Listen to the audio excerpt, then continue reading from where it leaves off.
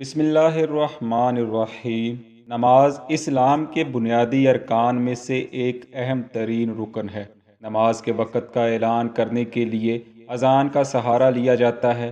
اذان کے لغوی معنی پکار کر بلانا یا اطلاع دینا وغیرہ کے ہیں۔ فرض نمازوں سے قبل اذان دینا سنت مؤکدہ ہے۔ ایک وہ وقت تھا کہ جب نمازیں بغیر اذان کے ہی ادا کی جاتی تھی، مگر وہ ابتدائے اسلام کا زمانہ تھا۔ اب جو اذان کا طریقہ رائج ہے اور جو کلمات اس میں ادا کیے جاتے ہیں، سب اللہ کی طرف سے سکھائے گئے ہیں۔ وہ کون سے خوش قسمت صحابی ہیں جن کو یہ کلمات خواب کے ذریعے سکھائے گئے، اور اس خواب کے بارے رسول اللہ صلی اللہ علیہ وسلم نے ارشاد فرمایا تھا کہ یہ سچا خواب ہے، مطلب جوں کہ توں کلمات اذان کے لیے منتخب کر لیے گئے۔ اور سب سے پہلے کون سے جلیل القدر صحابی اذان کے لیے مقرر ہوئے اور اذان کا آغاز کب ہوا، یہ سب کچھ ہم اپنی آج کی ویڈیو میں بیان کریں گے۔ اللہ رب العزت نے قرآن پاک میں ارشاد فرمایا، اور جب تم نماز کے لیے لوگوں کو بصورت اذان پکارتے ہو تو یہ لوگ اسے ہنسی اور کھیل بنا لیتے ہیں۔ یہ اس لیے کہ وہ ایسے لوگ ہیں جو بالکل عقل ہی نہیں رکھتے۔ دوستو، اللہ رب العزت کا یہ فرمان اذان کی اہمیت اور فضائل کو اجاگر کر رہا ہے، یعنی بے عقل ہی اس کی اہمیت سے منہ پھیریں گے۔ اذان کے بے شمار فضائل بیان کیے گئے ہیں۔ چنانچہ امام رضا علیہ السلام سے ایک مرتبہ ایک شخص نے اپنے مرض کی شکایت کی کہ اس کے ہاں بچہ کوئی نہیں پیدا ہوتا۔ آپ نے حکم دیا کہ اپنے گھر میں با آواز بلند اذان دیا کرو۔ راوی بیان کرتا ہے، میں نے ایسا ہی معمول بنا لیا تو اللہ تعالیٰ نے میرے ہر دکھ درد کا مداوع کر دیا اور مجھے کثرت اولاد سے نوازا۔ اس کے راوی حشام بن ابراہیم ہے۔ آپ مزید کہتے ہیں کہ محمد بن راشد دائم المریض تھا۔ اس کے خاندان اور اہل و عیال کو مرض سے چھٹکارا نہیں ملتا تھا۔ وہ مرض نسل در نسل ان کے خاندان میں چل رہا تھا، حتیٰ کہ وہ اکیلا رہ گیا جو اس مرض سے محفوظ رہا۔ مگر اس کو فکر لاحق ہوئی تو اس نے بھی گھر میں اذان دینے کا معمول بنا لیا۔ اس کی برکت سے اللہ عز و جل نے اس کے اہل و عیال سے یہ مرض دور فرما دیا۔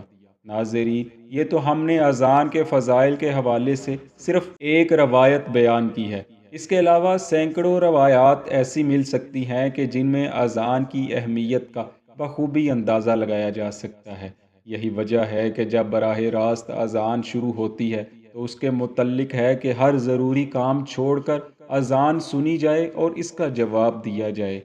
رسول اللہ صلی اللہ علیہ وسلم جب مدینہ طیبہ ہجرت فرما کر پہنچے تو لوگ جوک در جوک حلقہ اسلام میں داخل ہونے لگے۔ یہ سن ہجری کا پہلا سال تھا اور پہلی مسجد بھی بنا لی گئی تھی۔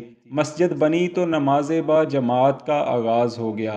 صحابہ مسجد میں آتے اور نماز پڑھ کر چلے جاتے، پھر اگلی نماز کے لیے آتے تو پتہ چلتا جماعت سے رہ گئے ہیں، کیونکہ جو لوگ گھروں میں تھے یا اپنے کاموں میں مصروف تھے ان کو پتہ ہی نہ چل سکتا تھا کہ نماز کا وقت ہو گیا ہے۔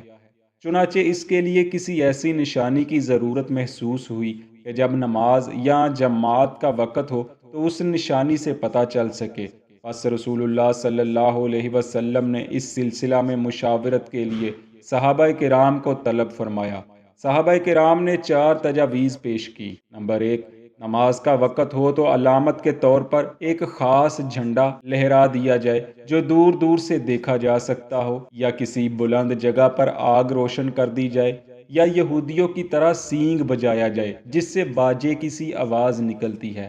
اور نمبر 4 پر یہ تجویز دی گئی کہ مسیحوں کی طرح ناقوس بجایا جائے، مگر پیارے آقا صلی اللہ علیہ وسلم نے بیان کردہ چاروں تجاویز ناپسند فرمائی، کیونکہ یہ چاروں کسی نہ کسی طریقے سے غیر مسلم اقوام کے طریقوں سے مطابقت رکھتی تھیں۔ بگل یا سینگ بجانا یہودیوں کا طریقہ تھا، ناقوس عیسائیوں کا، اور آگ جلانا مجوسیوں کا طریقہ تھا۔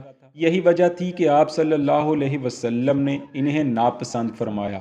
پھر حضرت امیر المؤمنین عمر فاروق رضی اللہ عنہ نے عرض کیا، حضور، ہم کسی ایک آدمی کو کیوں نہ متعین کر دیں کہ جو لوگوں کو نماز کے وقت پکار پکار کر بتا دیا کرے کہ نماز کا وقت ہے، جلدی مسجد آ جاؤ۔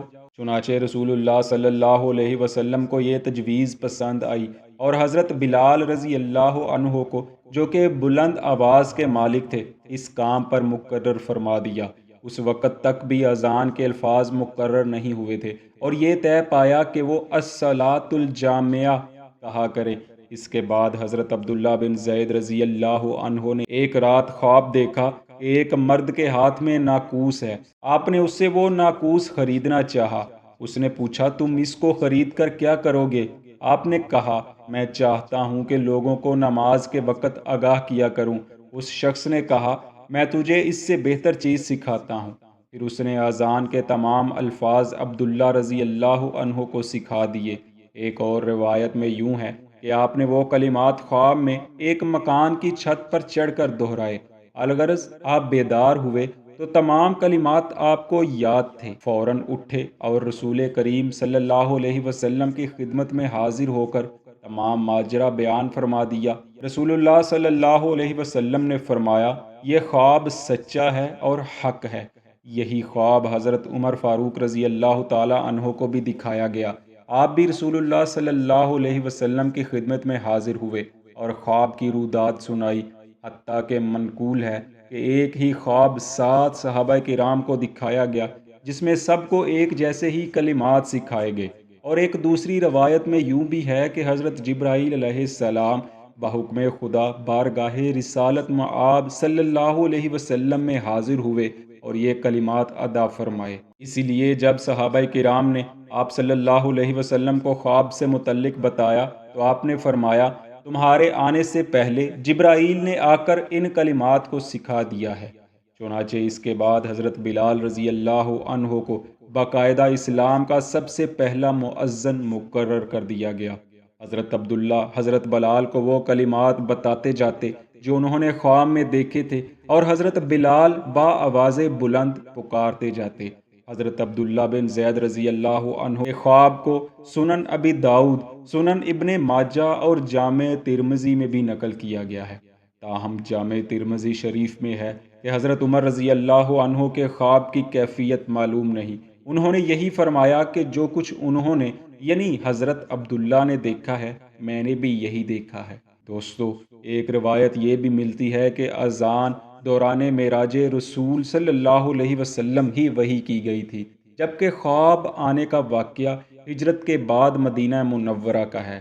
مفسرین کرام نے اس کو یوں بیان کیا ہے کہ اذان کا باقاعدہ آغاز مدینہ منورہ میں ہی ہوا تھا اور یہی مستند روایات سے ثابت ہے۔ دعا ہے اللہ پاک ہماری دین اسلام کو عام کرنے کی کاوش اپنی پاک بارگاہ میں قبول فرمائے اور ہمارے علم میں مزید اضافہ فرمائے۔ آمین۔